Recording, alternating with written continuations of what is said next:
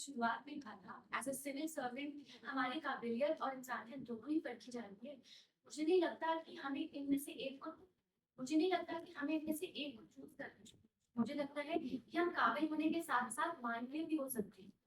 सबसे जरूरी सवाल ये है कि उस इंसान को चुने जैसा कदम क्यों उठाना पड़ा? उसका परिवार 3 दिन से क्यों भूखा था? क्यों उस इंसान के पास नौकरी नहीं थी? ये तो एक सिस्टमैटिक फेलियर है। और ये तो सिस्टमैटिक फेलियर है।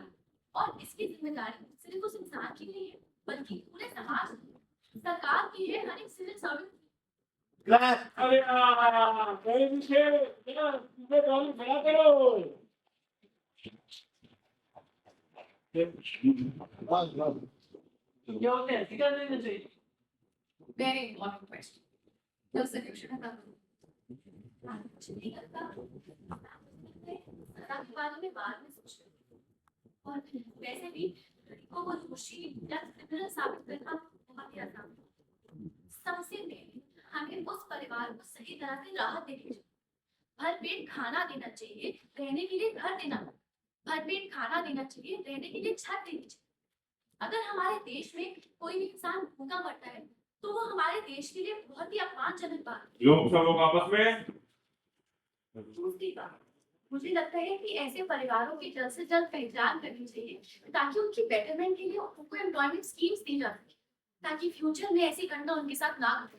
और तीसरी और सबसे अहम बात ये है कि हमें सिस्टम की जांच करनी चाहिए और उस वजह को ढूंढना चाहिए जिस वजह से कभी कभी ऐसी स्कीम्स उन परिवारों तक पहुंच ही नहीं पाती।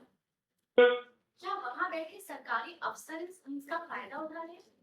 मुझे लगता है कि ध्यान सजा पर नहीं बल्कि सुधार पर होना चाहिए।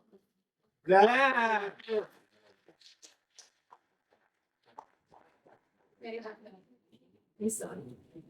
वैसे मैं आपको सच बताऊं तो ये ट्रिक क्वेश्चन मैंने जानबूझ कर आपसे जानते हैं क्या?